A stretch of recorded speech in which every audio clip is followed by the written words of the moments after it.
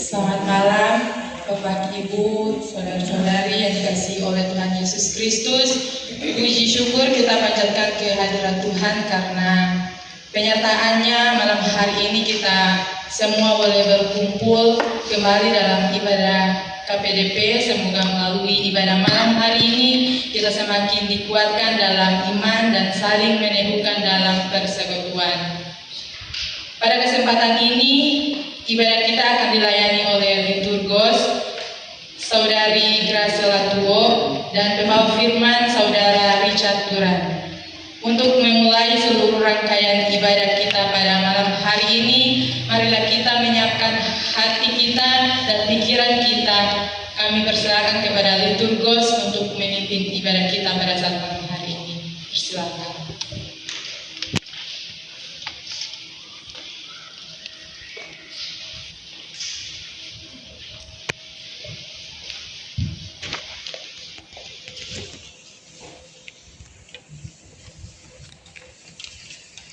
Shalom. Damai di hati. Damai di hati. Shalom. Baiklah, kita akan memulaikan ibadah kita pada saat ini. Marilah kita mengarahkan hati dan pikiran kita agar kita bisa fokus dalam ibadah ini. Diundang semua bangkit berdiri. Allah yang Esa dalam Bapa dan Anak dan Roh Kudus hadir dengan segala kemuliaannya dalam ibadah ini. Sambutlah dia dengan hati yang bersukacita dan bersyukurlah. Dalam persenjataan yang hina, dosa dan mencela ini, kami mengalami putusan oleh kasih karunia-Mu. Kami hidup dan hati kami menyambut kehadiran-Mu yang membaharui dan membawa kami. Ya Allah yang Esa dalam Bapa dan Anak dan Roh Kudus. Kami datang beribadah kepadamu dengan sukacita. Kami masuk dalam persekutuan dengan memuji-Mu dan dengan hati yang bersyukur. Kita menyanyi NNBT nomor 1. NNBT nomor 1, pujilah dia, pujilah dia. Pujilah dia, pujilah dia, Yesus Tuhan Rajamu, Maha Pengasih, Maha Mulia, Yesus Tuhan Rajamu, penguasa semesta alam, Raja adil pembela kita, Dia hapus dosa kita, mari sambut Rajamu. Pujilah dia, pujilah dia, Yesus Tuhan Rajamu, Maha Pengasih, Maha Mulia, Yesus Tuhan Rajamu. Tabisan dan salam. Ibadah ini ditabiskan dalam nama Allah, Bapa Pencipta langit dan bumi, dalam nama Yesus Kristus, Anak Allah yang tunggal Tuhan kita, dan dalam nama Roh Kudus. Amin. Tuhan Yesus menyertai saudara-saudara. Dan menyertai saudara juga. Dipersilakan duduk. Kita masuk dalam pengakuan dosa. Ada begitu banyak hal yang datang menyapa kehidupan kita. Susah senang, sakit atau sehat, kita tidak pernah ditinggalkan olehnya. Saat ini, dengan rendah diri kita mengaku bahwa betapa tidak berdayanya kita sebagai manusia ciptaannya. Maka marilah dengan penuh penyesalan dan kerendahan, kita mengakui segala perbuatan kita dan mengaku dosa kita kepada Allah. Mari kita berdoa. Allah Bapa yang kekal dalam kerajaan surga, inilah kami umat-Mu datang menghampiri hadirat kekudusan-Mu. Dalam kerendahan hati kami menyadari bahwa di tengah menjalani kehidupan sampai saat ini, nyatalah bahwa kami seringkali melanggar kehendak-Mu, baik lewat pikiran kami, perkataan kami, dan perbuatan kami. Kami telah berbuat dosa dan tidak memenuhi panggilan-Mu untuk hidup kudus. Kami terlalu sering mengutamakan kepentingan diri sendiri, mengabaikan orang-orang di sekitar kami. Bahkan kami gagal menunjukkan kasih sebagaimana Engkau telah mengasihi kami. Kami mohon ampun atas semuanya ya Tuhan. Kiranya Engkau mengampuni semua dosa-dosa dan pelanggaran kami yang selalu melawan kuasa dan kebenaran. Di dalam nama Tuhan Yesus, kami memohon pengampunan dan belas kasih-Nya. Amin. Kembali kita menyanyi klik nomor 369, klik 369, selidiki aku. Selidiki aku, lihat hatiku, apakah ku sungguh mengasihimu, Yesus, Kau yang Maha Tahu dan menilai hidupku, tak ada yang tersembunyi bagimu. Lalu lihat kebaikanmu yang tak pernah habis di hidupku. Ku berjuang sampai akhirnya Kau dapati aku tetap setia. Dengarkanlah berita anugerah Allah yang diberitakan bagi kita yang telah mengakui kesalahan dan dosa kita kepadanya, seperti yang tertulis dalam Yeremia 33 ayat 8 yang berbunyi, Aku akan mentahirkan mereka dari segala kesalahan yang mereka lakukan dengan berdosa terhadap aku, dan aku akan mengampuni segala kesalahan yang mereka lakukan dengan berdosa dan dengan memberontak terhadap aku. Kita aminkan berita anugerah Allah ini dengan menyanyikan NKB nomor 15, NKB nomor 15, hidup yang penuh berbeban. Hidup yang penuh berbeban dan terasa berat, ringan semua di Kalvari, karena Yesus dekat. Ringan semua di Kalvari,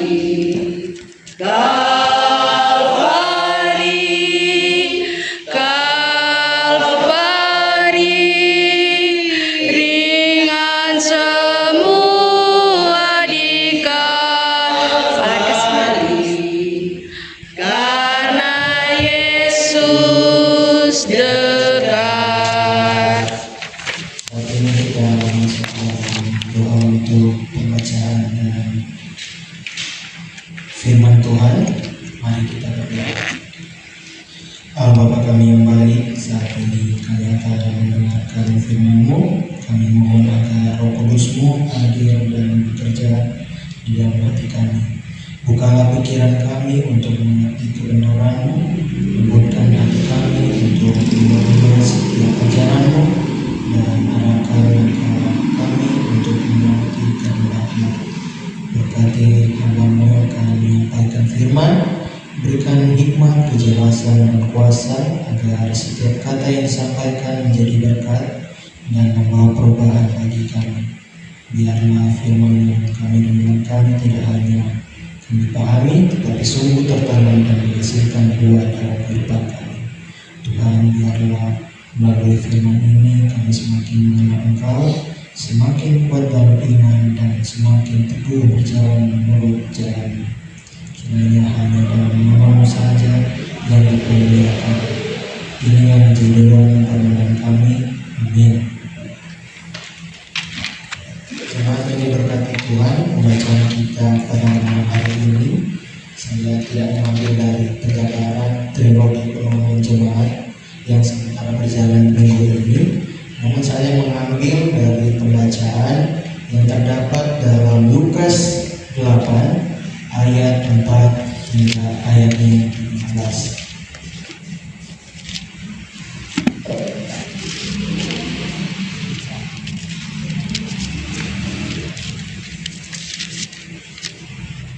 Lukas 8 ayat 4 hingga ayatnya 15. Untuk pembacaannya kita akan melakukan secara berbalas-balasan. Saya akan membaca ayatnya yang genap dan jemaat sekalian akan membaca ayatnya yang ganjil. Lukas 8 ayat 4 hingga ayatnya yang ke-15. Perumpamaan tentang seorang penabur. Ketika orang banyak berbondong-bondong datang, yaitu orang-orang yang dari kota-kota menggabungkan diri pada Yesus, berkatalah ia dalam suatu perumpamaan. Ada seorang penabur keluar untuk menaburkan benihnya. Pada waktu ia menabur, sebagian benih itu jatuh di pinggir jalan, lalu diinjak orang dan burung-burung di udara memakannya sampai habis. Sebagian jatuh di tanah yang berbatu-batu, dan setelah tumbuh ia menjadi kering karena tidak mendapat air. Sebagian lagi jatuh di tengah semak duri, dan semak itu tumbuh bersama-sama dengan menyimpitnya sampai mati. Dan sebagian jatuh di tanah yang baik, dan setelah tumbuh berbuah 100 kali lipat. Setelah berkata demikian, Yesus berseru, "Siapa mempunyai telinga untuk mendengar, hendaklah ia mendengar." Murid-muridnya bertanya kepadanya tentang hal Lalu ia menjawab, "Kepadamu diberi karunia untuk mengetahui rahasia kerajaan Allah, tetapi kepada orang-orang lain hal itu diberitakan dalam perumpamaan, supaya sekalipun memandang mereka tidak melihat, dan sekalipun mendengar mereka tidak mengerti." Inilah arti perumpamaan itu. Benih itu ialah firman Allah. Yang jatuh di pinggir jalan itu ialah orang yang telah mendengarnya, kemudian datanglah iblis lalu mengambil firman itu dari dalam hati mereka, supaya mereka jangan percaya dan diselamatkan.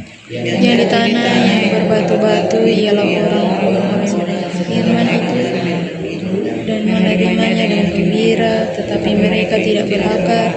Mereka percaya sebentar saja, dan dalam masa percobaan mereka murtad. Yang jatuh dalam semak duri ialah orang yang telah mendengar firman itu, dan dalam pertumbuhan selanjutnya mereka terhimpit oleh kekhawatiran dan kekayaan dan kenikmatan hidup, sehingga mereka tidak menghasilkan buah yang matang. Yang di tanah yang baik artinya orang-orang yang firman itu menyimpannya dalam hati yang baik dan mengeluarkan buah dalam ketekunan. Untuk kita saat ini akan masuk ke dalam tema yang saya ambil ialah firman yang berbuah dalam ketekunan.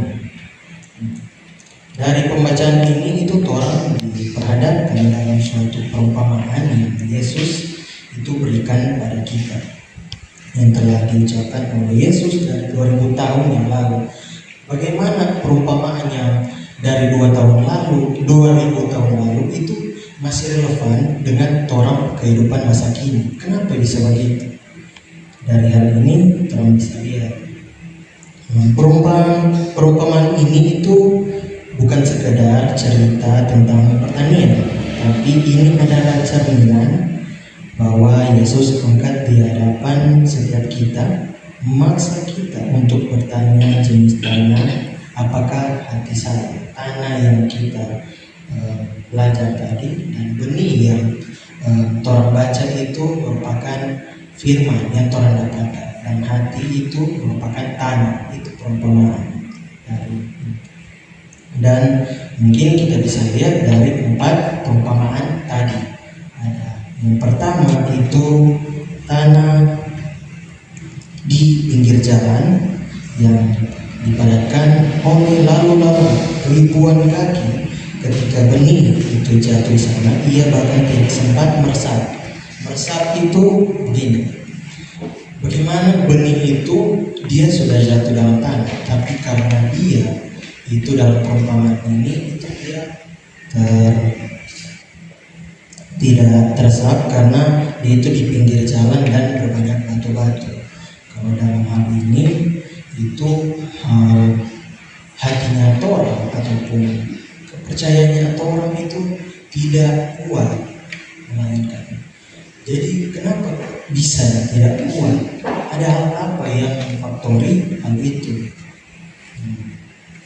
Jadi kalau kita masuk ke tanah yang kedua, itu tanah berbatu, dangkal tanpa kedalaman. Benih di sini itu tumbuh dengan cepat, bahkan dengan antusiasme yang menggembirakan. Namun ketika mentahan menyengat, ketika ujian dan penganiayaan datang, tanaman itu layu karena tidak memiliki akar yang dalam. Ini kalau hal ini, tanah yang hal ini, orang itu sudah bisa mendekat kekristenan itu sendiri, tapi orang ada hal yang mendesak sampai itu orang diberikan pilihan. Dari yang ini itu mungkin kalau dari pandangan masa kini, apakah orang itu bisa melihat orang itu bisa masuk dalam kekristenan, tapi orang itu harus mengorbankan hal lainnya, contoh pekerjaan, uang, dan mungkin lainnya. Karena dari banyak hal ini itu yang bisa membuat banyak orang itu bisa melupakan kekristenan sendiri, karena mungkin dari banyak orang itu bisa dibilang mungkin orang bisa berlindung dari kata materialistis. Orang melihat barang apa yang orang butuhkan pada masa kini. Kan keimanan itu tidak bisa dilihat dalam bentuk fisik. Itu kepercayaan yang orang harus lihat dari orang hati, dan itu mungkin sangat jarang orang bisa lihat pada kehidupan masa kini. Kita masuk ke yang tanah yang ketiga. Tanah yang ketiga ini itu merupakan tanah yang paling berbahaya. Karena kenapa? Tanah ini itu tidak jatuh ataupun mati, tidak tumbuh dan layu, tetapi di tanah yang ini itu dia ada pertumbuhan iman. Seperti mungkin kita berikan contoh, ada banyak orang yang pada masa kini itu beribadah di gereja, di kolom, aktif dalam pelayanan, banyak hal dia aktifkan. Tapi dari suatu sisi, dari dalam dirinya itu kekhawatiran dalam kehidupannya itu yang melanda lebih besar daripada keimanannya dia itu sendiri. Jadi kekhawatirannya itu yang mengkontrol dirinya sampai mungkin dia bisa dari awalnya aktif dalam peribadatan, aktif dalam berorganisasi, dari banyak hal itu, tapi kekhawatiran ini yang menjadi faktor dia itu bisa menjadi antisosial dan menarik diri dari kegiatan kekristenan itu. Tapi kenapa kekhawatiran itu orang bisa membuat melakukan itu dalam terang diri? Padahal kalau dalam kekhawatiran orang bisa khawatir karena keselamatan saja yang orang dapatkan itu setelah Tuhan itu sudah dijamin oleh Tuhan Yesus Kristus. Karena dalam Alkitab itu sudah dijelaskan bahwa dari Allah dan Yesus Kristus itu merupakan gerbang untuk kita masuk surga. Untuk kekhawatiran selain hal itu dalam dunia masa kini itu merupakan hal yang kecil dibandingkan hal itu.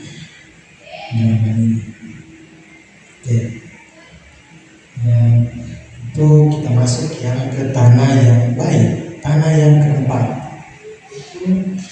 Disinilah kita itu menemukan kunci dari seluruh perumpamaan ini. Yesus itu mendefinisikan tanah yang baik dengan sangat spesifik, Mereka yang mendengar firman dengan hati yang mulia dan baik, yang menyimpannya dan yang menghasilkan buah dalam ketekunan. Itu mungkin perumpamaan dari yang tiga itu, tapi hal ini dari tiga perumpamaan yang keempat itu menjadi jawaban dari ketiga perumpamaan itu. Dari halnya kekhawatiran, dari mana ada banyak masalah yang Tuhan dapatkan, beban hidup, itu semua dijawabkan dari benih yang keempat ini, tanah yang di keempat ini. Karena semua yang dia dapatkan dari contoh kegiatan, keaktifan dia, itu dia bisa memang melakukan dalam kehidupannya sehari-hari, mempraktekannya, tidak hanya mendapatkan semua itu sebagai pengetahuannya saja, tetapi bisa mengimplementasikan. Pengaplikasian itu baik dan benar. Ketekunan itu dari hal ini itu adalah hal yang hilang dari tanah berduri. Ketika godaan dunia menarik, ketekunan adalah disiplin rohani yang memastikan bahwa benih yang telah ditanam tidak terlepas dari akarnya dan akan tidak disekip dari tengah pertumbuhannya. Karena pertumbuhan rohani bukanlah sprint, melainkan maraton, bukan ledakan emosional sesaat, melainkan kesetiaan yang berkelanjutan hari demi hari, tahun demi tahun, dekade demi dekade. Di zaman yang saat ini itu menuntut segala sesuatu itu secara instan. Nah, ketekunan itu menjadi kewajiban yang semakin langka, namun semakin krusial. Kita hidup dalam budaya yang mengharapkan hasil rohani seperti makanan cepat saji, cepat, mudah, dan tanpa proses yang dikuatkan. Dan dari mana kalau dalam pandangan itu tentu saja salah. Karena iman itu orang mendapatkan melalui pembinaan yang sangat lama, tidak hanya sangat instan. Karena itu bertumbuh semenjak orang kecil, banyak. Dari orang mungkin anak sekolah minggu, remaja, pemuda, sampai juga ke jenjang orang tua dan juga lanjut ke lansia. Jadi tidak ada yang proses bisa membuat proses instan dari iman itu sendiri bisa terbentuk. Kabar baiknya itu adalah bahwa jenis tanah kita itu bukanlah takdir yang tidak dapat diubah. Hati itu dapat dipersiapkan, tanah dapat diolah, batu-batu dapat disingkirkan, duri-duri dapat dicabut. Namun ini menuntut kesengajaan, komitmen, dan ketekunan itu sendiri. Kita harus secara aktif menjaga hati kita, mengalokasikan waktu berkualitas untuk mendengarkan dan merenungkan firman, berpegang teguh pada kebenaran walaupun menghadapi ujian, dan fokus pada buah kekal yang dapat dipersembahkan kepada Kristus, bukan pada kenikmatan sementara yang ditawarkan dunia. Maka hari ini saudara-saudari, marilah kita memutuskan untuk menjadi tanah yang baik, bukan karena kita sempurna, tetapi karena kita bersedia, bukan karena kita kuat, tetapi karena kita setia. Marilah kita menyambut firman Allah dengan hati yang rendah, menyimpannya dengan tekun, dan menghasilkan buah dalam ketekunan yang tidak pernah menyerah. Karena inilah kehidupan Kristus panggil kita untuk jalan. Amin.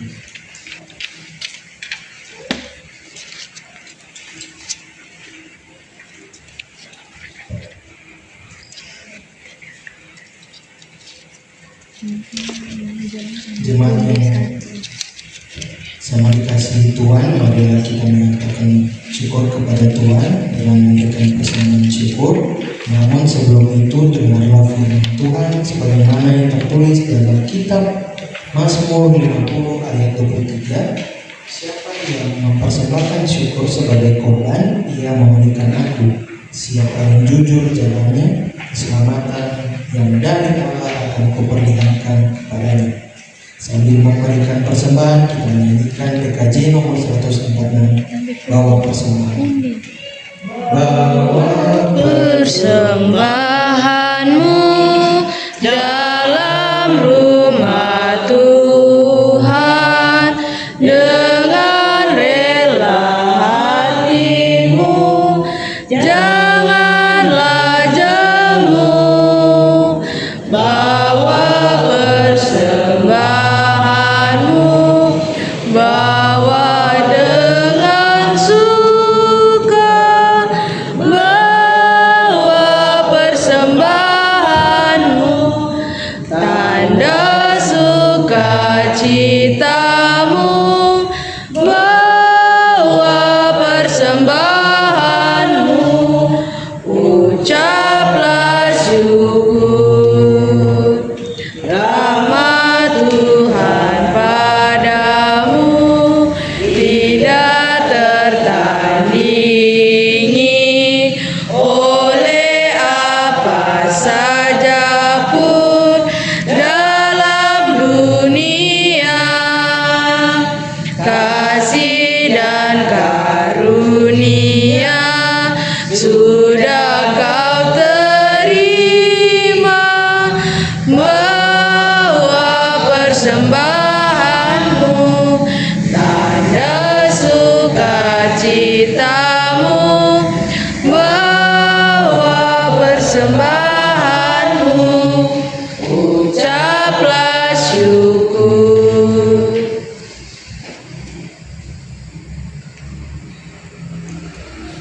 Kita masuk ke doa syafaat. Mari kita berdoa. Bapa kami yang kekal yang bertata di kerajaan sorga, terima kasih karena Engkau telah memimpin ibadah kami dari awal hingga saat ini dengan segala kebaikannya. Terima kasih untuk penyertaan-Mu yang begitu nyata sehingga kami boleh menikmati persekutuan, pujian dan seluruh rangkaian ibadah dengan sukacita. Kami juga bersyukur untuk firman yang telah diberitakan. Kiranya kebenaran yang kami dengar dapat tertanam dengan baik di hati kami, bertumbuh dan menghasilkan buah dalam kehidupan sehari-hari. Tolonglah kami agar mampu menghidupi firman itu dalam tindakan, keputusan, dan cara hidup kami setiap hari. Pada saat ini kami akan mendoakan persembahan yang telah kami kumpulkan, yang dicari bukan besar kecilnya pemberian kami, tetapi ketulusan hati dalam memberikan yang terbaik dari pekerjaan ini. Kami berdoa agar persembahan ini menjadi sarana yang berguna untuk mendukung pelayanan KPDP di Semarang.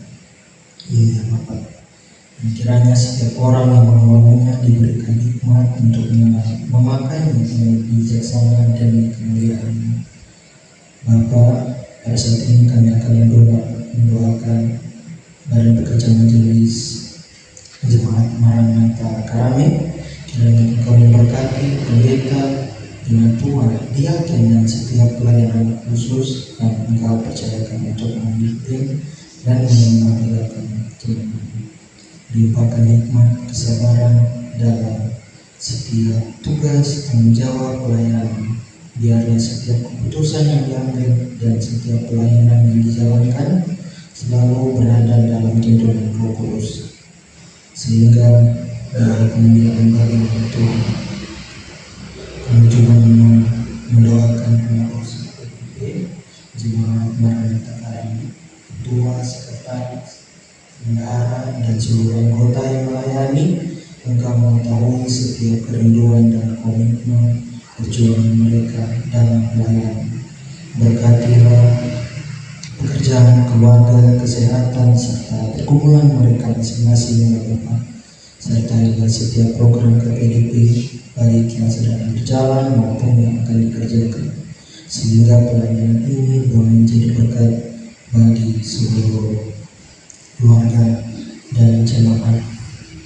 Kami juga berdoa bagi seluruh jemaat yang hadir pada malam hari ini. Engkau melihat kehidupan kami masing-masing, sukacita, harapan, pergumulan, bahkan hal-hal yang mungkin tersembunyi dan tidak diketahui oleh orang lain. Bapa, Engkau adalah Allah yang memiliki tangan yang tidak kurang panjang untuk menolong dan telinga yang selalu mendengar. Kiranya Engkau memberikan kekuatan, penghiburan, jalan keluar, dan jawaban terbaik sesuai kehendak-Mu bagi setiap pergumulan yang kami bawa di hadapan.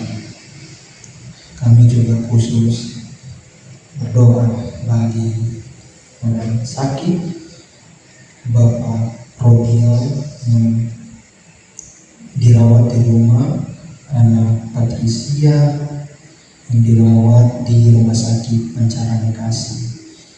Kiranya tangan-Mu yang penuh kuasa dan menyentuh dan memuliakan mereka ya Bapa. Berikan kekuatan bagi tubuh yang lemah, damai sejahtera bagi hati yang gelisah, dan iman yang teguh bagi mereka. Serta keluarga yang mendampingi, kami percaya Jehovah Rafa, Allah yang menyembuhkan, dan tidak ada sakit yang terlalu berat bagi kuasa-Nya. Kiranya kesembuhan, pemulihan, dan penghiburan datang daripada menurut waktu dan kehendak yang terbaik. Bapa, doa ini akan kami sempurnakan, dan doa Bapa kami akan kami ucapkan secara bersama-sama. Bapa kami di surga, Dikuduskanlah nama-Mu, datanglah kerajaan-Mu, jadilah kehendak-Mu di bumi seperti di surga.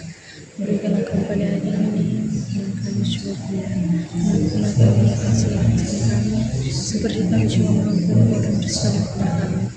dan jangan membawa kami ke pencobaan, tetapi lepaskan dari kehendak terpujian. Engkau yang berkata Sampai sekarang. Amin. Telah diundang berdiri. Marilah kita menutup ibadah saat ini dengan menyanyikan terima kasih Tuhan. Terima kasih Tuhan untuk kasih setia-Mu yang Ku alami dalam hidupku.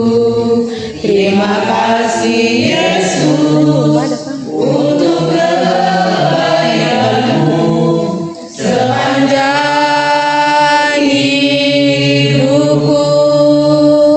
Terima kasih Yesusku buat anugerah yang Kau beri, sebab hari ini Tuhan adakan syukur bagi-Mu. Arahkanlah hatimu kepada Tuhan dan terimalah berkat Tuhan. Kasih karunia dan damai sejahtera Allah Bapa kita dan dari Tuhan kita Yesus Kristus akan senantiasa memberkati dan melindungi kita mulai saat ini sampai selama-lamanya. Amin. Amin. Amin.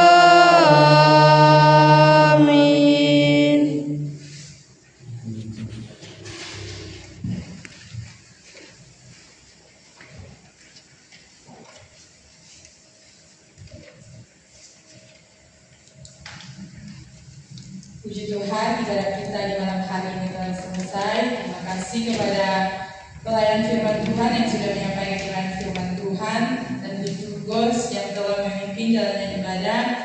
Dan kami juga berterima kasih kepada seluruh jemaat di tempat ini yang telah menerima kami untuk memimpin ibadah pada saat malam hari ini. Kiranya Tuhan Yesus senantiasa memberkati setiap pelayanan dan kehidupan kita semua. Terima kasih. Shalom, Tuhan Yesus memberkati kita semua. Dan saya kembalikan kepada yang Sebagai pengurus. pengurus.